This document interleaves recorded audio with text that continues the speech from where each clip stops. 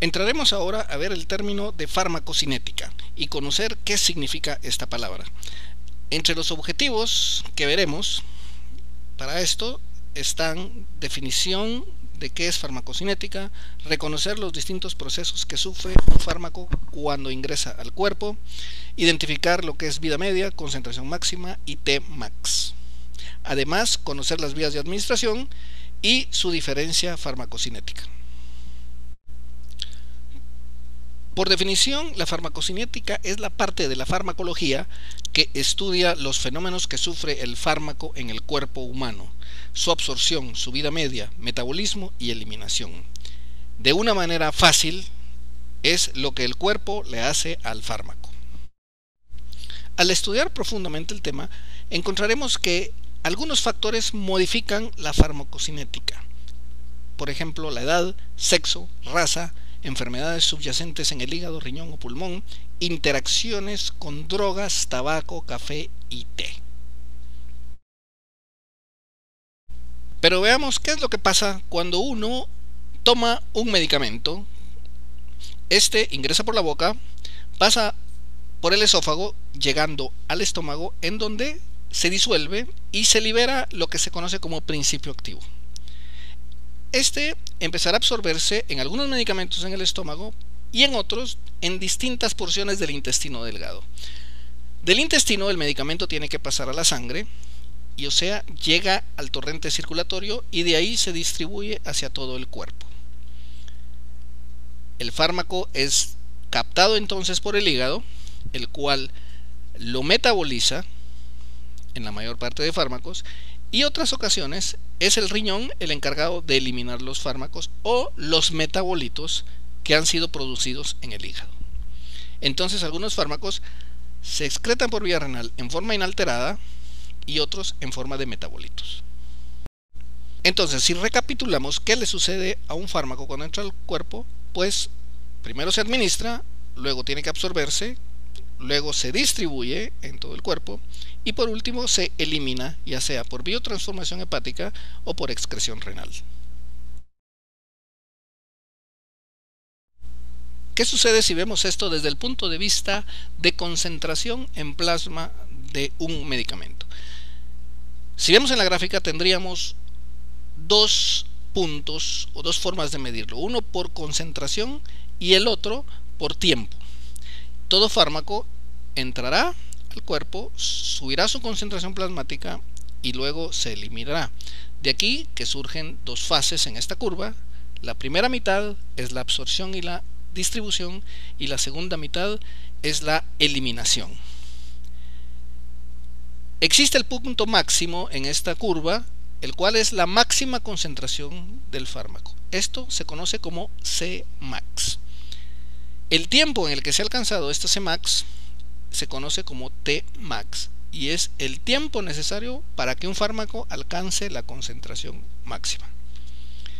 Y por último, otro término importante es la vida media, que es en el proceso de eliminación la reducción de la concentración sérica al 50%. Visto de otra forma, es cuando la mitad del fármaco se ha eliminado del cuerpo. Ahora bien, si tomáramos un ejemplo de un fármaco administrado por vía endovenosa, probablemente la curva farmacológica sería la siguiente, ¿no? Nótese el incremento en poco tiempo de la concentración máxima.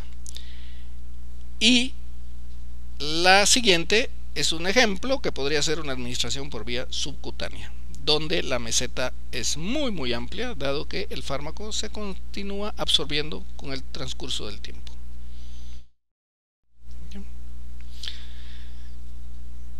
¿Y ahora qué hay de la eliminación? La eliminación está dada por distintos órganos. Aquí vemos riñón, hígado, el tracto gastrointestinal, el pulmón, piel, sudor y leche materna. Un fármaco puede eliminarse del cuerpo por todas estas vías. Y es importante conocer, por lo tanto, que estos órganos estén funcionando adecuadamente, como el hígado y el riñón, pues son importantes vías para eliminar un fármaco que no se acumule en el cuerpo. También es importante saber qué fármacos se excretan en leche materna, puesto que predecirá si podemos utilizarlo o no en una mujer que está en lactancia materna.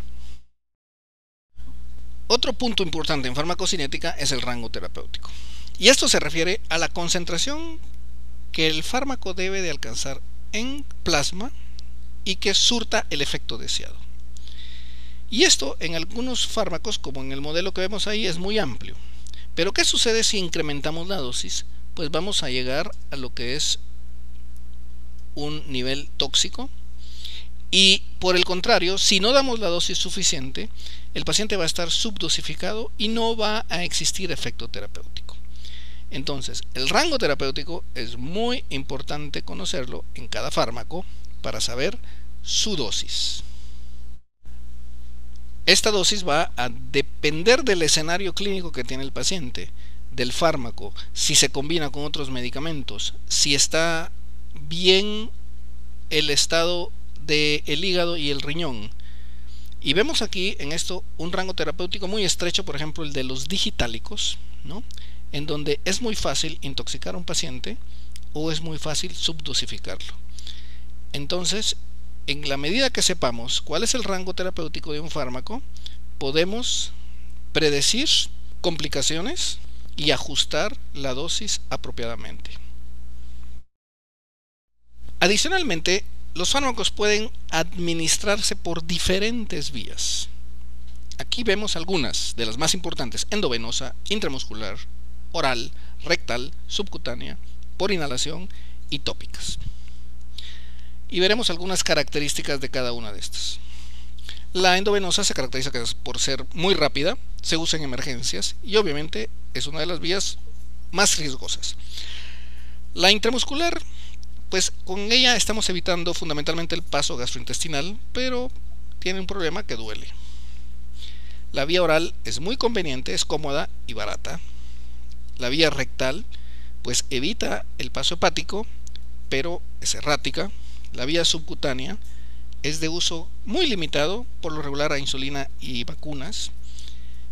La vía inhalada se utiliza principalmente en asma.